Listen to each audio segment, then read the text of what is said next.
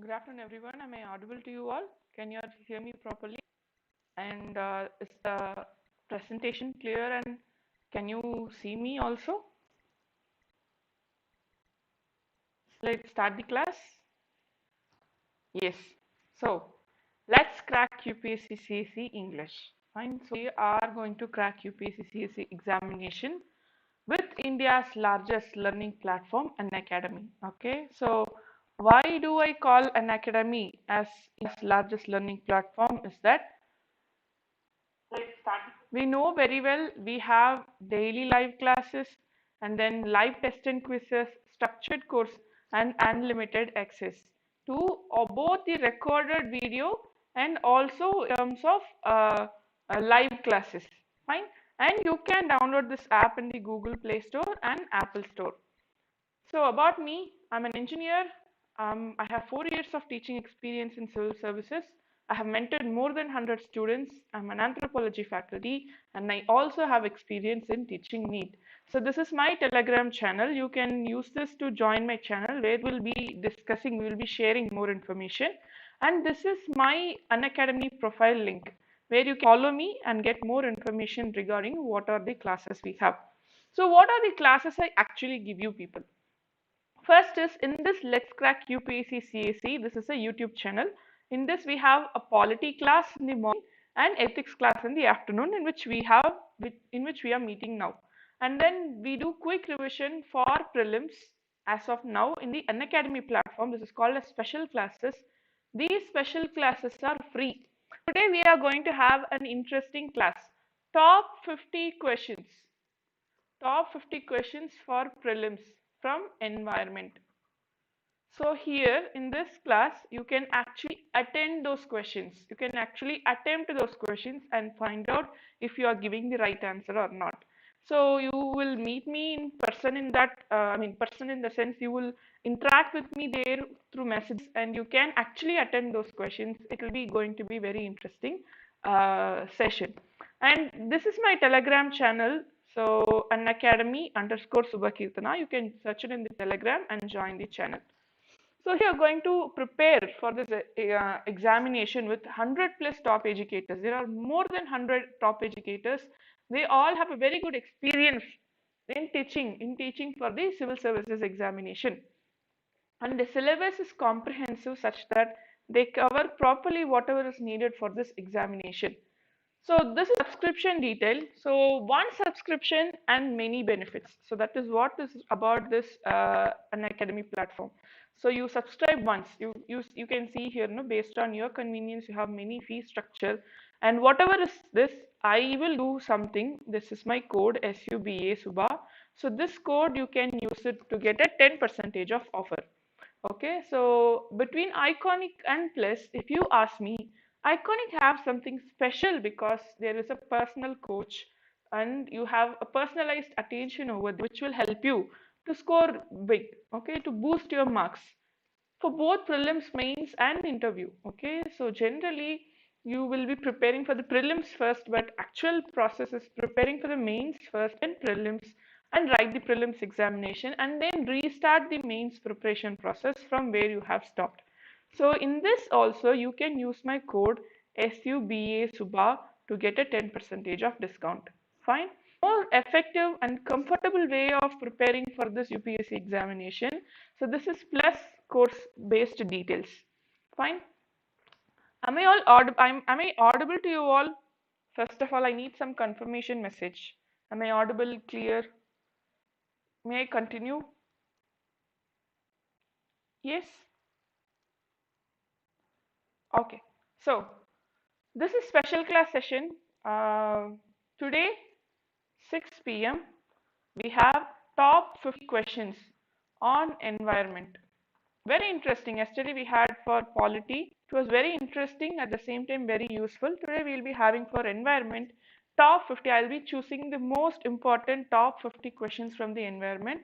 When attempt it, it's not just people who are writing this year prelims. Okay, if you are even writing next year or after 2 years, you will know what, you will understand how this works. Okay, so it is it is open for all. It is free for all. So every one of you attend 6 p.m. sharp in the Unacademy platform special class.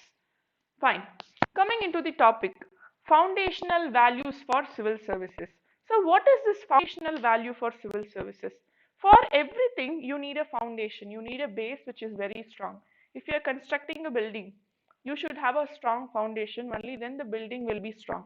So in many areas, it takes more time actually to strengthen the foundation. Only then they will start the building by building by itself. So today we'll be seeing the foundation value for civil services. If you want to become a civil service aspirant, if you want to become a civil servant, for both civil service aspirant and civil servant, these foundational value are same. So today we'll be seeing the part 1. Today we'll be seeing few important things related to foundational values.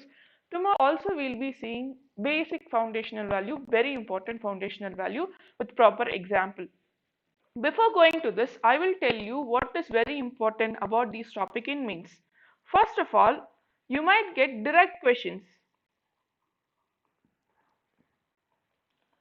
Direct questions like what are the foundational values for civil services, or what are the types of foundational values we have. These kind of questions might come.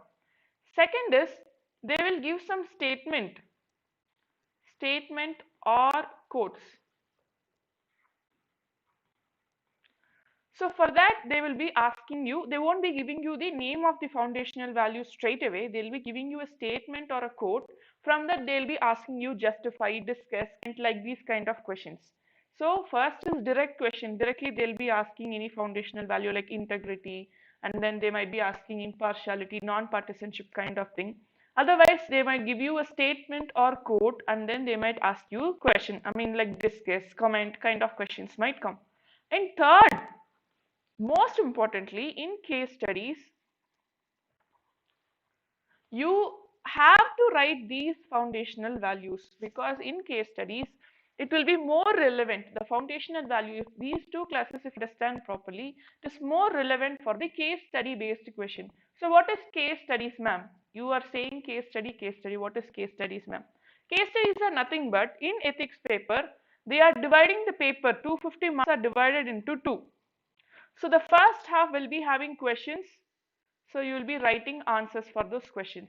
The second part will be having case studies. What is case studies, ma'am? There will be some incident, there will be some story, or there will be a situation. For that, they will be asking question. So that can be based on, like, they will ask you a solution, they'll ask you a suggestion, and or sometimes they will keep you in a position like you are the district collector. What will you do? Those kind of question also can come.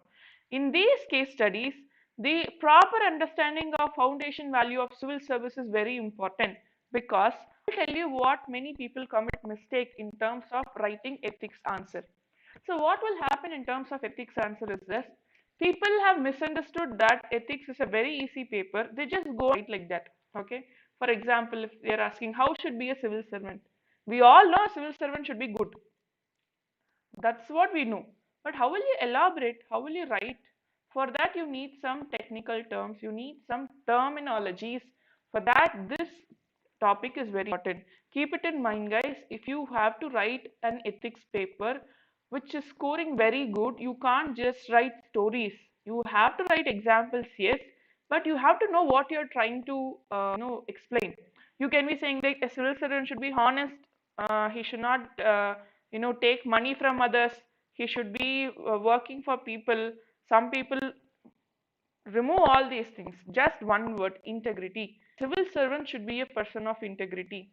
So whatever I told now comes into a single word called as integrity. So whatever you write in your paper, if you do not mention the term integrity, you will not get mark in terms of ethics. So that is the major concept, importance of learning the ethics. Fully.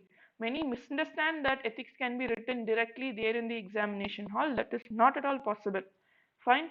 Everybody will be writing what you are writing. But if you are preparing well, if you are preparing in a proper manner with proper answer writing techniques, you will write in a in a very good manner, so that you score a very high mark.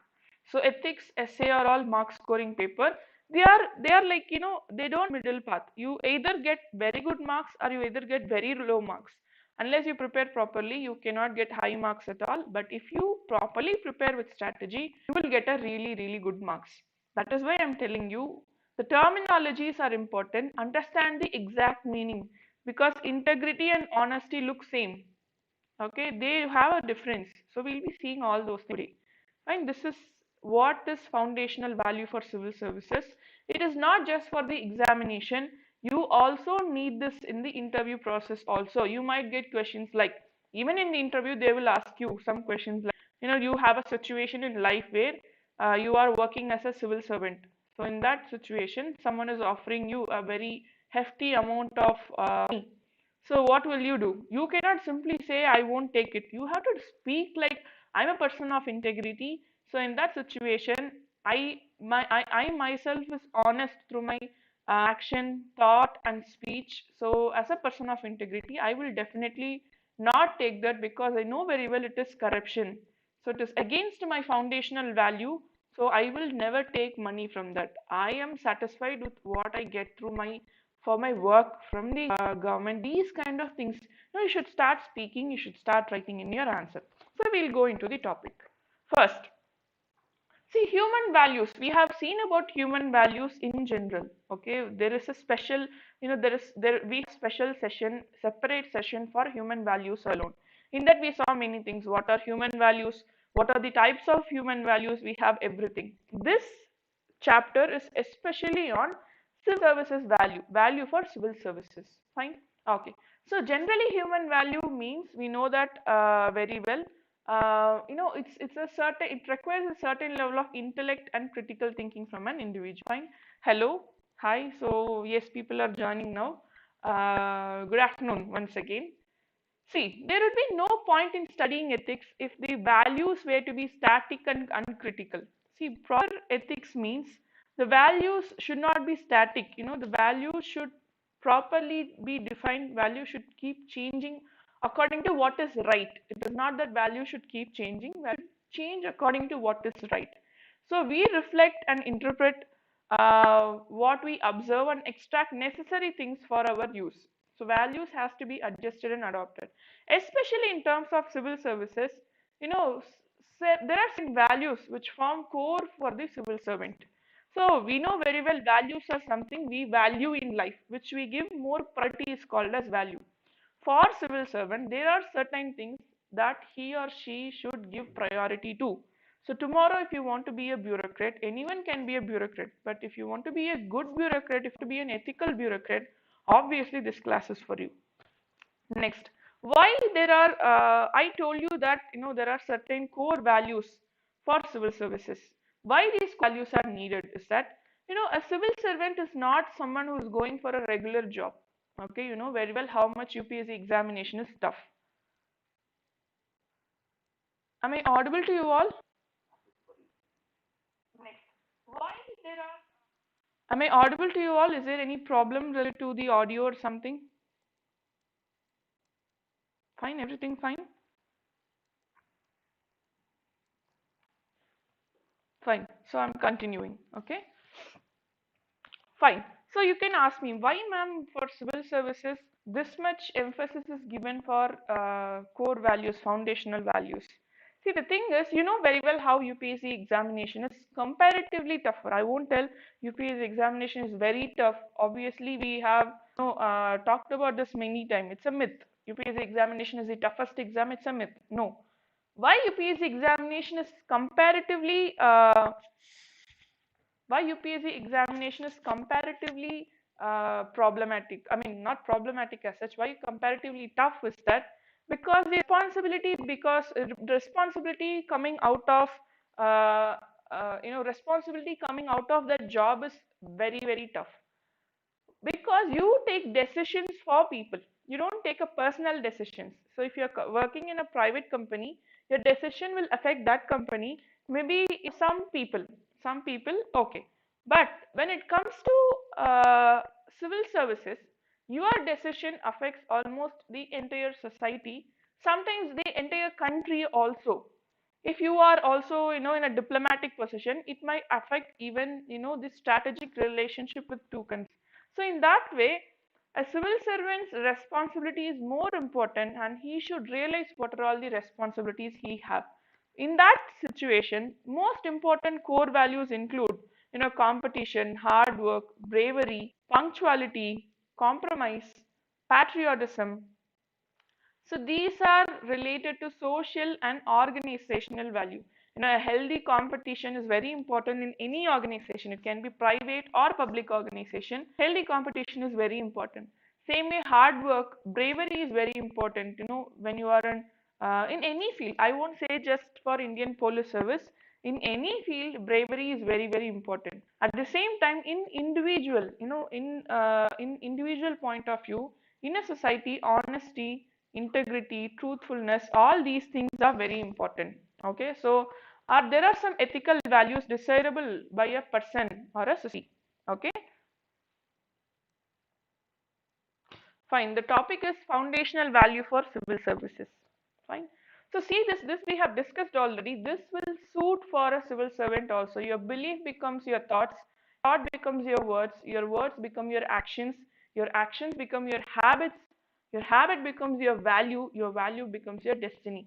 So you should start it from your thoughts. Your thoughts should be good, only then your destiny will be good. So you are traveling through all these paths because you are out to reach a destiny. So if that destiny should be good, your thought should be good on the first point. Fine. Okay. There are a number of challenges. So if you are becoming a public servant, if you are coming to a public service, if you are becoming a civil servant, what are all the challenges you might face? First is new modes of governance and fragmentation of authority. You might be working under some person, suddenly there might be change in governance or change in political party. So you are working for a minister, he is from particular political party, but what happens is that after election, the political party changes. So you might face some difficulties. Yes. Okay, next. Market-based reforms. What does people expect? In public management, what is the need? According to the need, you should keep updating yourself.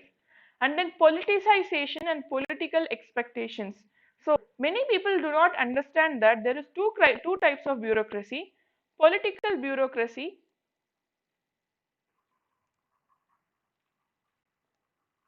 and permanent bureaucracy.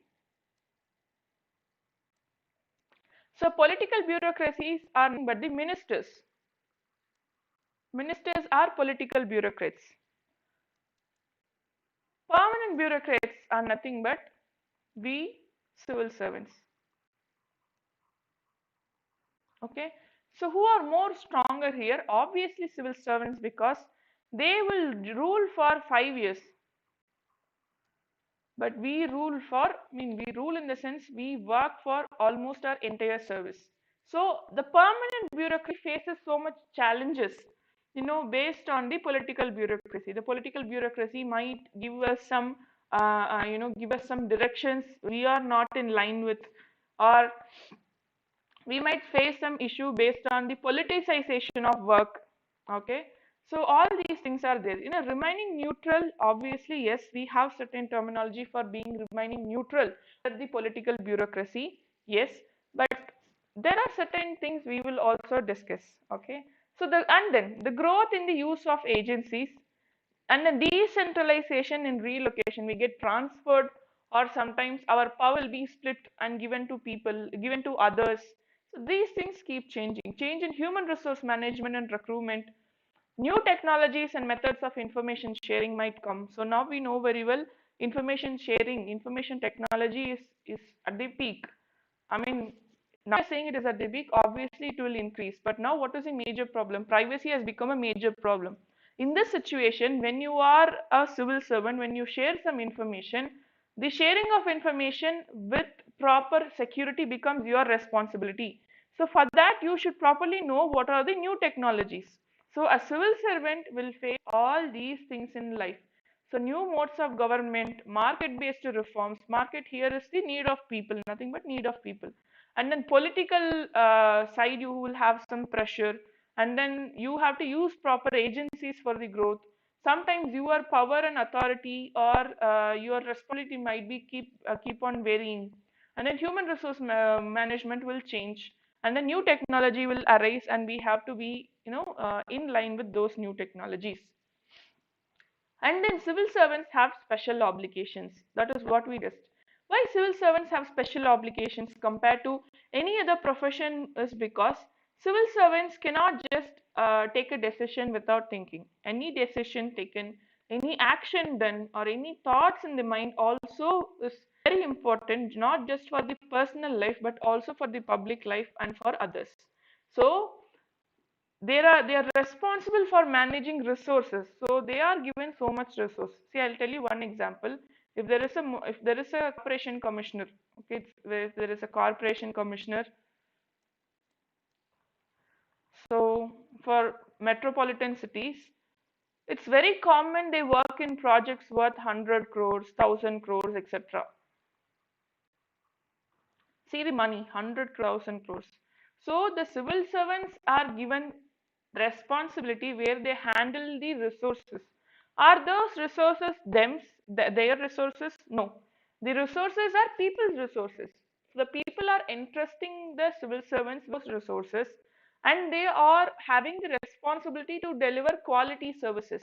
So they have two obligations. One is to properly utilize the resources, and by proper utilization delivering of the quality services. So this is what is making civil servant having special obligations. So if there are if they have these much responsibilities, also they have many powers. So a person with more responsibility and power is there. We do have certain laws like corruption prevention of corruption act we have, and then bribery, we have so many acts. But is that enough to make a civil servant being without corruption? Do you think so? Will it just the national laws, just the parliamentary act will work, that it will make a civil servant zero corrupt? Obviously not. That should come from inside.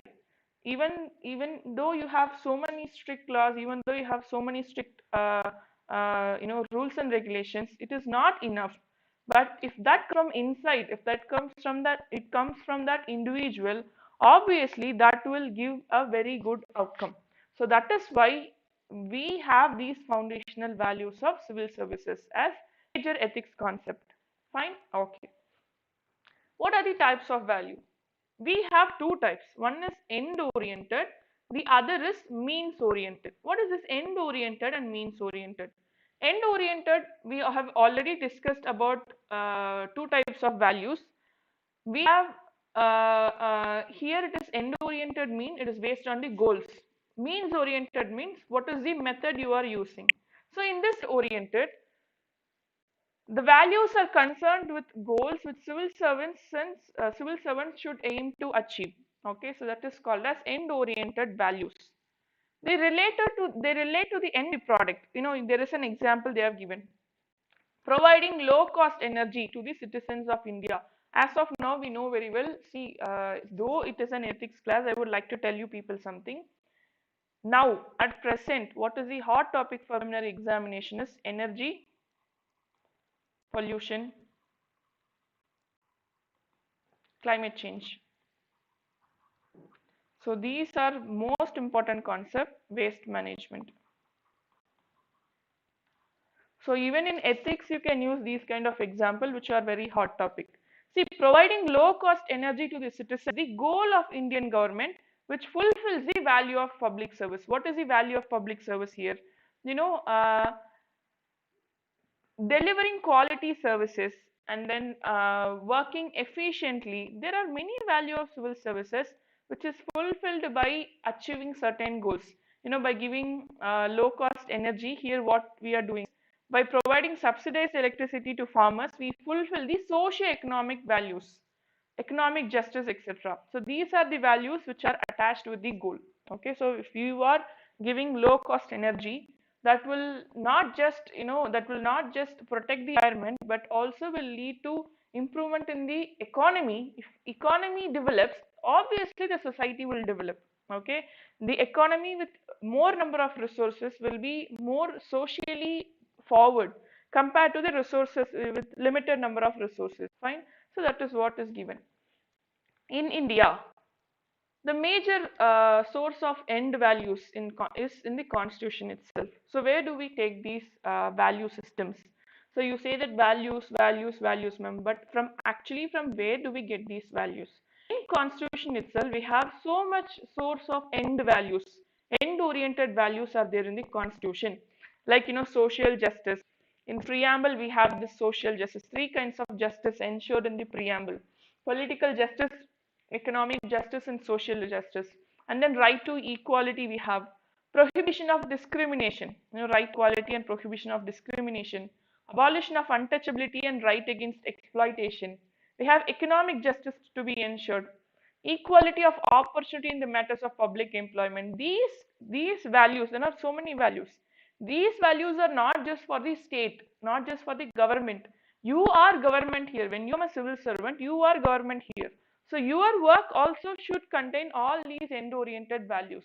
You should work for social justice. If you are a district collector, in that district you are seeing some social evil, like if you are seeing a place, you are seeing a community of people who are performing child marriages still, you should do something to stop that. You should do something to change the society, not just stopping by arresting. No, you should do something to change the society permanently, prevent them from performing that kind of social evil ever. So these are the end oriented values. You need not think about where will I go, where can I go and learn about these values. The constitution gives us the idea of what are the end oriented values for a civil servant. Okay. See, there are others, government striving for equal distribution of wealth. We have this in DPSP, prevention of concentration of wealth, political justice, adult suffrage, right to vote, especially in terms of political election. And then everybody have right to contest an election. What is the only condition for you to for you to apply as a candidate for an election? You should be enrolled in the electoral roll. That electoral roll is nothing but voters list. Voters list is called as electoral roll. You can come into voters list only if you are a citizen. So you being Indian citizen, and if your name is enrolled in the voters list or electoral roll, you can contest an election. Obviously age limit is there, but the age limit keeps changing. So there is no kinds of discrimination. No, short-term goals and long-term goals are different. When you talk about short-term goals and long-term goals, actually short-term goals and long-term goals are equated with mission and vision. Vision is a long-term goal and mission is a short-term. So that is different. This is end-oriented. What you're doing should reach a goal. That goal should be all these from the constitutional values. Mean oriented means when you're doing something to attain a goal, what are the values you should follow? When you are implementing all these, for example, I'll take the same example. I told you that giving low cost energy to the people is a end oriented value, because here you are trying to get some social justice and protect the environment also. Protecting the environment is also in the constitution. So these are the two end oriented goals. While doing this, you will obviously have some resources. So not being corrupt, working efficiently, and being a person of impartiality. Impartiality means not showing differences. Some people will be working like they will give the benefits only their community, only for their village. This will happen. That means you are showing partiality. A person should be impartial in nature, especially civil servant should be impartial in nature. So what are the values you are following while you are doing is called as means oriented. What are the values you are trying to get is called as end oriented. Okay, short term, long term will be when you talk about mission and vision. Okay, that's somewhat different. Fine, so these are the things, especially coming to the contesting elections. Only two conditions: being Indian citizen and voters list, being in voters list. If you are in voters list itself, actually you will be an Indian citizen. So there is only one condition, actually being enrolled in the voters list, you can complete the election. And you have age, minimum age, that comes under thing, 20 for local governments, 25 for Lok Sabha, 30 for Rajya Sabha, 35 for president or vice president. So these are the important concept. Fine. Okay. Next. So means oriented, as I informed you, what are the values you are following when you are performing some service is called as means oriented. Okay, like being a person of integrity, and then we can talk about not doing corruption. All these things comes under the means oriented. So a civil servant, so what is needed for civil servant? Is it a means oriented or end oriented? What is important for civil servant? If you ask me, or if you ask any proper civil servant, a civil servant should have both. Okay, so he should value both end oriented and means oriented values. For a proper servant, some people, can you see this result at any cost? Result at any cost. Actually, I will tell you what. We are all fans of cinema. Obviously, we are all fans of cinema. In many cinemas, they show that there will be a hero. A hero will be, trying to accomplish something. But what happens is that he learns that there are some social evils. So what he will do is he will start becoming a don by himself, and he will totally abolish everyone. So this is how they show it in the. So what do they show it in the movie? They show in the movie that by whatever method you have to attain some goal. Yes or no? So to do something good, you can actually do something bad. You know, this Robin Hood stories, and then there are so many stories in the society which give us a very bad or very wrong kind of ethics. That is, the result is important, the mean is not important. That is how it has been. It has been implanted in the minds of people by watching the movies, or many stories too. Finally, if something good happens, it is actually okay to whatever you want. That is not actually ethical. You have to follow an ethical path to reach an ethical goal. If both are having problems, it is not right. Yes, I'll tell you an example here. So let's take Robin Hood story. So Robin Hood, what happens in Robin Hood is that he'll be robbing from people who are very rich and who are not good for the society. He gives to poor. Okay, so that is not right. That is not an ethical form. That is why for a civil servant, I'm telling you, both means and ends are important. Some people properly do everything. Means will be very proper, but the goal will be unethical in nature. So both things have to be ethical in nature. Only then you are a proper civil servant or a good civil servant. This result at any cost is not the right terminology for a civil servant or anyone. It's not just you becoming a civil servant in future or not. In life, in general, in life, it is not just the end which is important. It is also the means. It is also the path which is important. Okay, keep that in mind. Next. So the second Administrative Reforms Commission, ARC, in its 10th report, what is that report is about? Refurbishing of personal administration, scaling new heights. That is about this. ARC report. So in that report, they are giving some constitutional value for civil services. What are the constitutional value for civil services? For civil servant, what all should be the important value? First is objectivity. Okay. Second is empathy for vulnerable and weaker sections of the society. I will tell what all things in a simple format, and we'll be going to integrity in deep today. Tomorrow we'll be discussing about other kinds of foundational values. Next is adherence to high standards of probity, integrity and conduct, and commitments to the citizens' concerns and public good, impartiality and non-partisanship.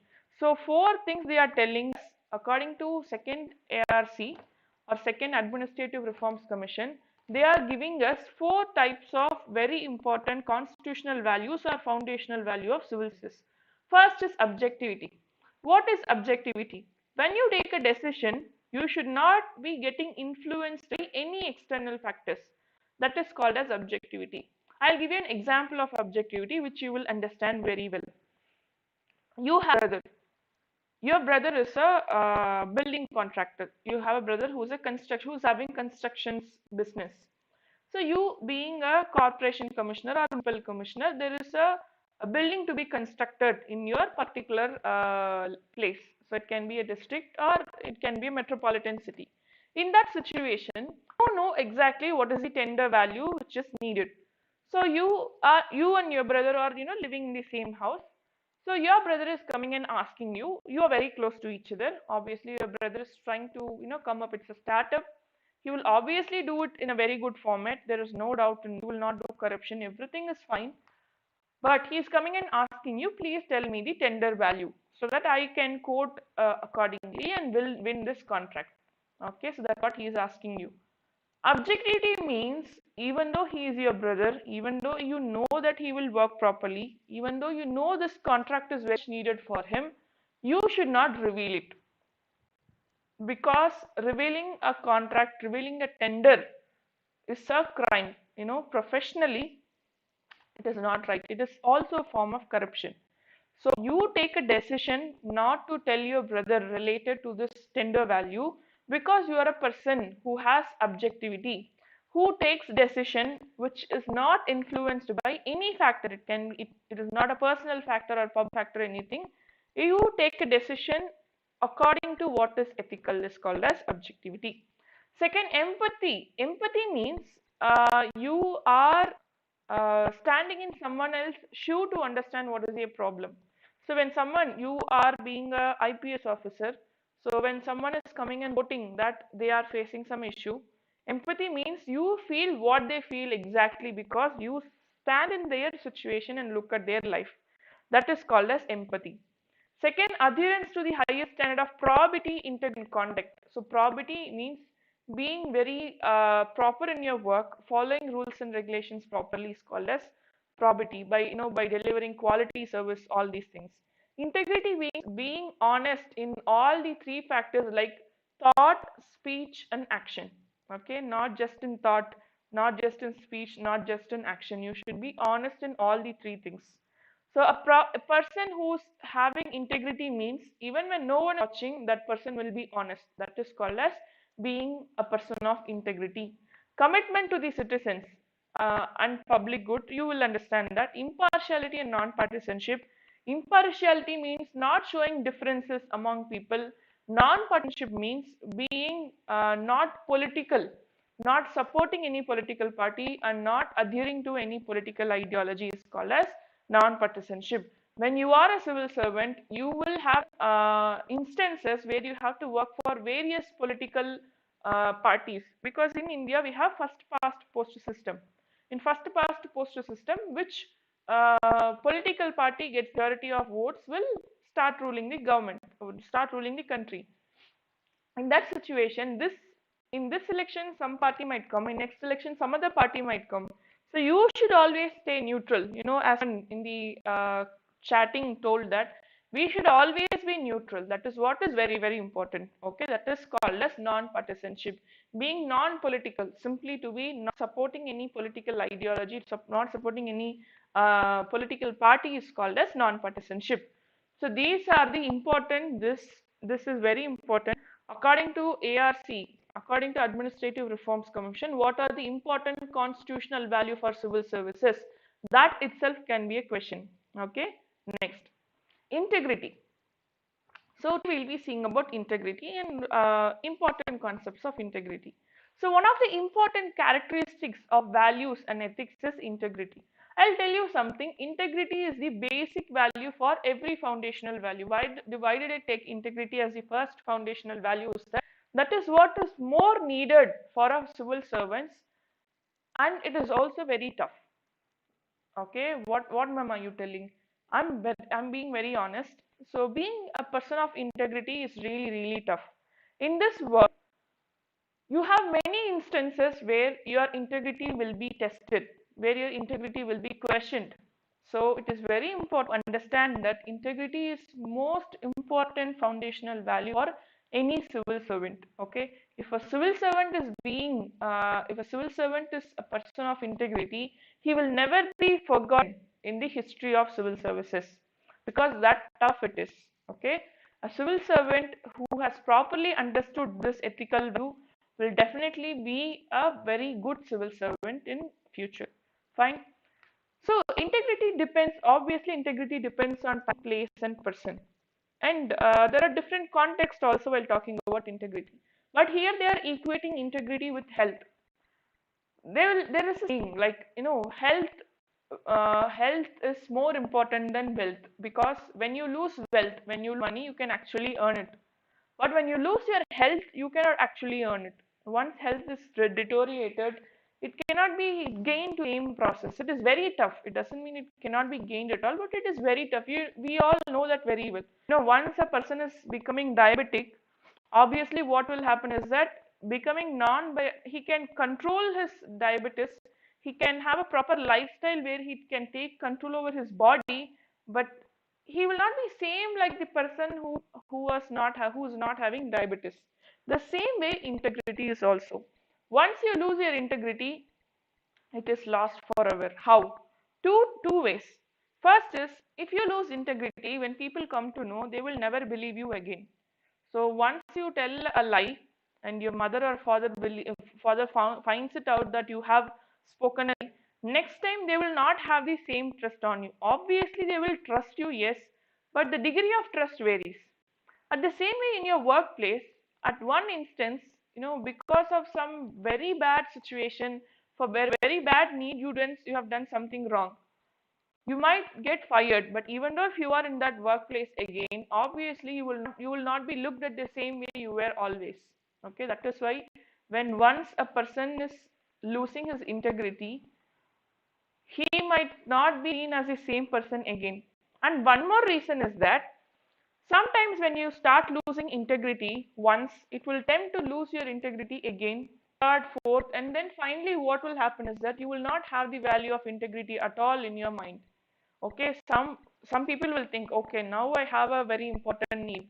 For example, the child will be ill, so they need the hefty amount of money. So what happens is that that person is thinking, okay, this time that person will be a person of integrity for a very long time, but he will be deciding like, okay, this time I will take bribery, but next time I will not do. He will tell to himself that next time I will not do. But what will happen next time also, those kind of instances come and go in life. So once when you commit a mistake, you will get used to it and do it again and again. That is why that is why I already told you, integrity is more valuable out of all the foundational value, because that value is very tough to maintain. Having integrity is on the other side. Being consistent in a person of integrity is very tough also. So if there is any question, challenges faced in integrity, you can write about this two ways. Once, if you lose integrity, you lose trust, you lose faith. The trust on you will be lost. Second is, people will get used to losing integrity again and again. Finally, they will completely lose integrity. Okay, these are the two important concepts. So now we are going to see integrity from individual's perspective, then we'll be seeing integrity from society's perspective, then we'll be seeing integrity of a civil servant. So for example, integrity from individual perspective, integrity means being honest, simply being honest, but honest and consistent. Integrity means being honest and consistent in thought, speech, and action. All the three things. Someone will be thinking very good in mind, but in speaking and when doing action, they won't do it properly. Someone will be speaking very well, I am this kind of person, I am that kind of person. It doesn't mean that person is a person of integrity. A person of integrity means to be honest in thought, he should be honest in speech, he should be honest in action also. That is called as a person of integrity. That is why I told you it is very tough. Thinking honestly is very easy. Speaking honestly is very easy, but doing your action should be also honest in nature, which is very tough. So it refers to the quantity of eliminating the gap between what we think and what we do. Now do you understand? How much gap we have between what we think and what we do is called as integrity. When you think something, you should do that. Very famous dialogues are there, in cinema, heroes will talk. I think what I do what I think. These kind of things is called as integrity. Yes, you can use these kind of dialogues, obviously. Okay, your answer should be good. Okay, yes. It is the integration of ideals, convictions, standards, beliefs, and behavior. A man of integrity is never influenced by temptations. So there are so much temptations and pressures. Two kinds of reasons are there when we lose integrity. First is temptation. Someone will be coming and offer you hefty amount of money. You need money so badly at that time. It is not actually okay to lose your integrity for any kind of temptation. At the same time, pressure, your higher official might be pressurizing you to lose your integrity. Your higher official might be pressurizing you to let out the gender value. All these things can happen in life. Okay, you becoming a bureaucrat tomorrow. In future, your political bureaucrat might give you some pressure to do something unethical in nature. Whatever the situation is, if you are a person of integrity, it can be a temptation or it can be a pressure, you will never lose integrity. Okay, so because you are answerable only to your conscience. Conscience is your inner voice which questions you honestly every time. That is why integrity is important in the individual perspective. In terms of, there are two types: moral integrity and intellectual integrity. Moral integrity is used to judge others. Okay, it means consistency only in judging others. For example, some people will be judging others in a different manner. Like when you do some mistake, you will be so lenient to yourself. When some others commit the same mistake, you will be so keen in what are mistakes. That comes under moral integrity.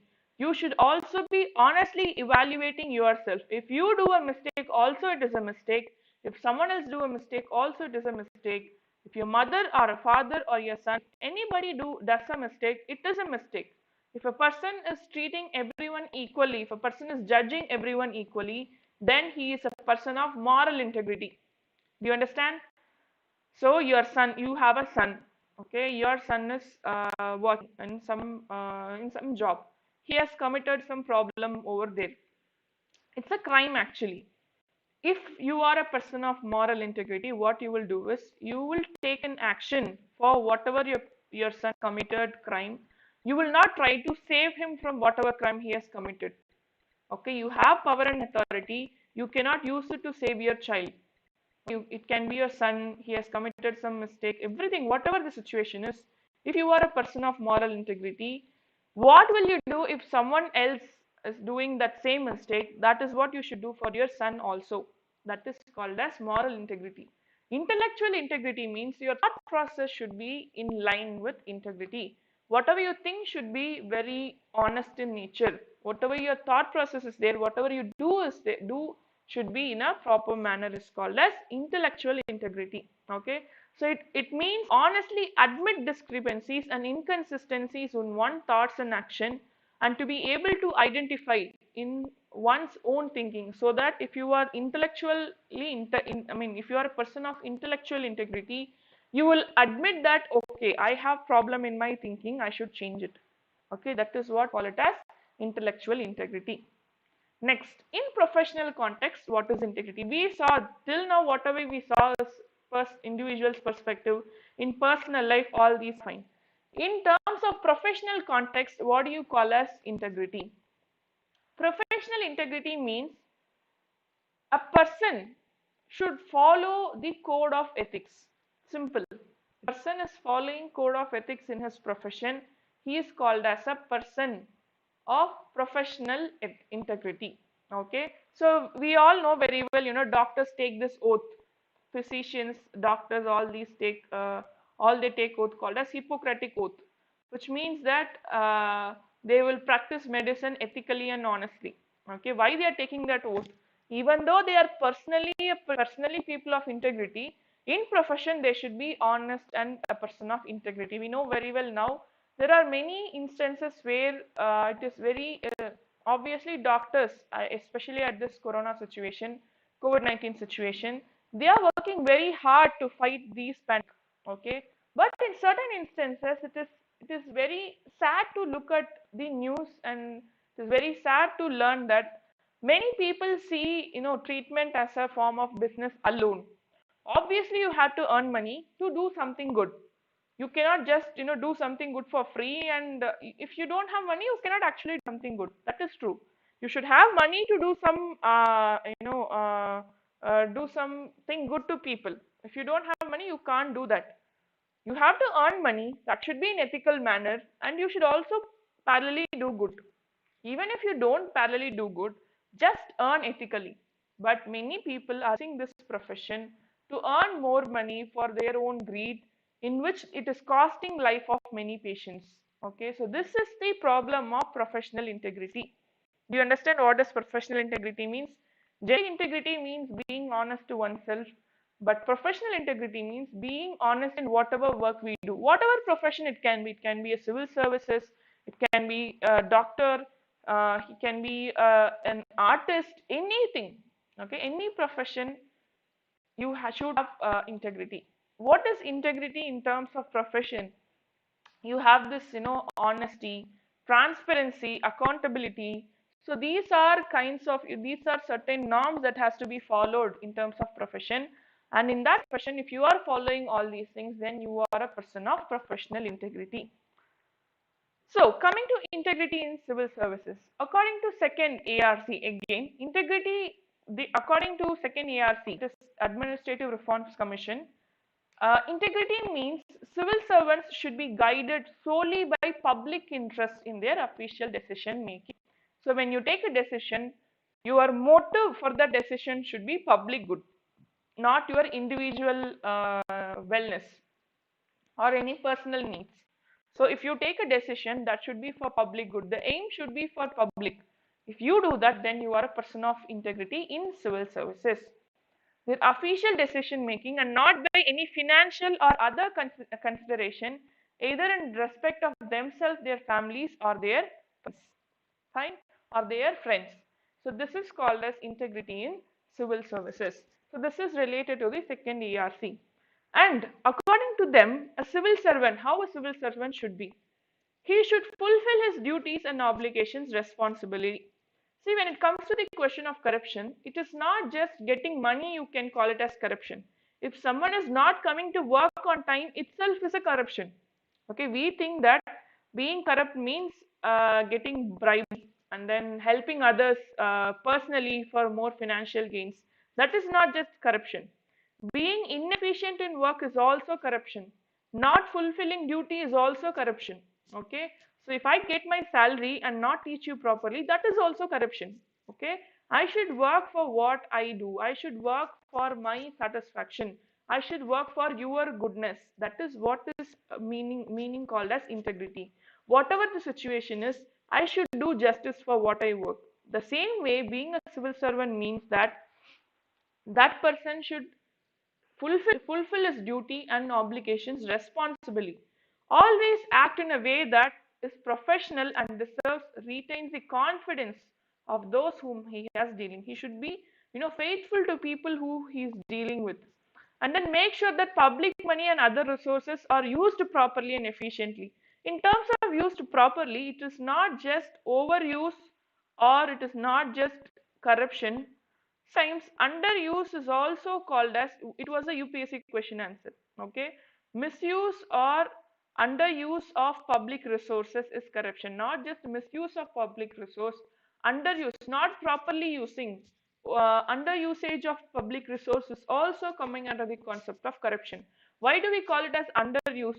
When you are not doing any project, obviously you won't use money, then it is an underuse. You have a duty of implementing some project, you don't do it, that also comes under the concept of corruption. Okay, deal with the public and their affairs fairly, efficiently, on correct time. Promptly is on correct time. So the justice delayed is justice denied. So if you give justice late, there is no use. So promptly, on time, effectively, sensitively, and to the best of his ability. Sensitively is also very, you can't just handle any problem, society social problem just like that. Sensitive usage of social issues are very important. Handle information openly, nothing but transparency. Okay, within the legal framework. Okay, you can't be so open, you can't be completely closed. Within legal framework, you should be following transparency. Comply with law and uphold the administration of justice. So uh, these are the proper qualities needed for a ideal civil servant. Okay, fulfilling duty and then properly utilizing the resources, being on time, being sensitively handling situations, all these things come under the important concepts or important requirements of a civil servant. This is according to second Administrative Reforms Commission, guys. Very important concept. When question is asked, when you write all these things, you will get marks definitely. But if you write according to second Administrative Reforms Commission, your answer will have more values. Do you understand? You know all these things. Obviously, you know all these things. Okay, how a civil servant should be like, you know all these things. I have no doubt in that. But if you are writing like according to second ERC Commission report, your answer will be more valuable. Okay, that is what I always tell you. Okay, very proper in answering. Use more data, authenticated data in your answer. What do you call it as breaching integrity? This is also very important. So according to the commission, they also have given definition. What do you mean by breaching integrity? See, misusing of official position, like giving recommendations of people who do not deserve recommendation. Sometimes you have to give recommendation for people who actually deserve. You are seeing a person with disability, you are seeing a very poor student. Now giving a recommendation is okay, but that should be within your official capacity, not above that. That is very important. So misusing official position, using official information acquired in the course of his official duty for private interest, like selling the government data to earn money, all these come under the concept of breaching integrity. Accepting gifts or hospitality or receive other benefits from anyone. It's not just the money, it will be gift or hospitality or other benefits from anyone who might reasonably compromise the personal judgment or integrity is also coming under the concept of breaching of integrity. And disclosing official information without authority. So this duty continues to apply even after he or she retires. You can ask me, ma'am, I am getting retired. After that, I'm giving some information that come under the concept of breaching of integrity. Of course, yes. Keep one thing in mind. I don't know about any other profession, but when it comes to civil services, the actual civil servant is like it starts from your preparation process and ends only when you die. A proper civil servant means a person who is ethical in nature, means an ethical civil servant means you should be ethical when you prepare for the exam, you should be ethical when you are in service, you should be ethical even after retirement. Then you can be called as a ethical civil servant. So that is what is this thing. This duty continues to apply even after he or she retires from civil service. Some people after getting retirement might try to use these data to extract money from people. Then they are not, however they are very honest in duty when they are doing it after retirement, then also they are breaching integrity over there. Fine. Next, integrity and efficiency. As I told you already, it is it is not just doing your work efficiently is also very important. Only then you can be called as a person with integrity. So integrity is must for efficiency. Okay, see this, integrity is must for efficiency. A person cannot become efficient unless he is a man of integrity. So it is not like at any cost you can do a work properly. You should do that work in the line of integrity. Efficiency in government organizations also means that public official has a regard for higher goals of governance, including public welfare and addition to the public service. Yes. Okay.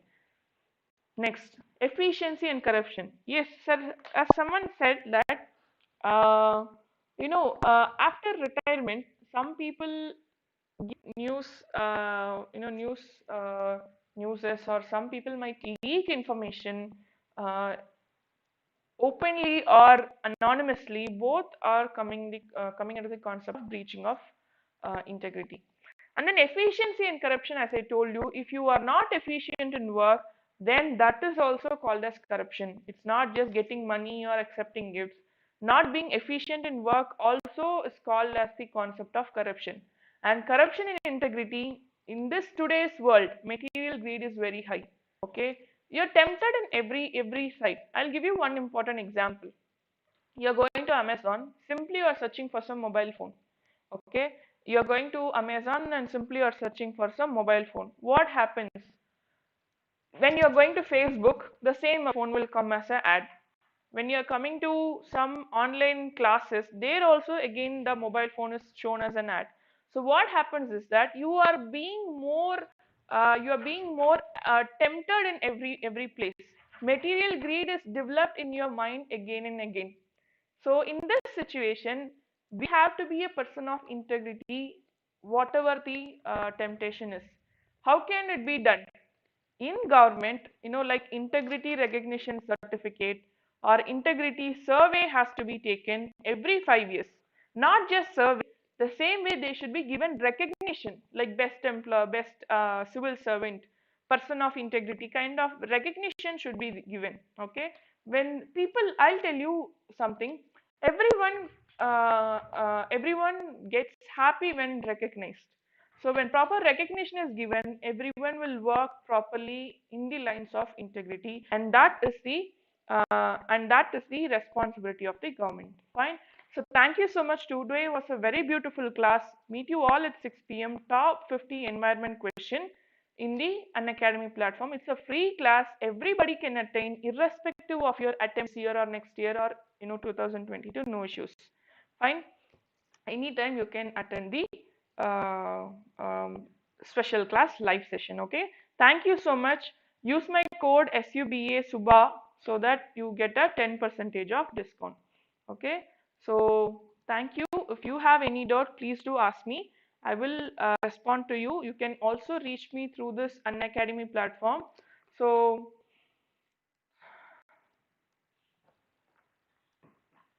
this is my link. So if you want to register to the special class, you can go to this link. So you use this link to go to my platform where you can register for today's class. Okay, thank you so much. Have a nice day. Meet you all at 6 p.m. Thank you. Bye bye.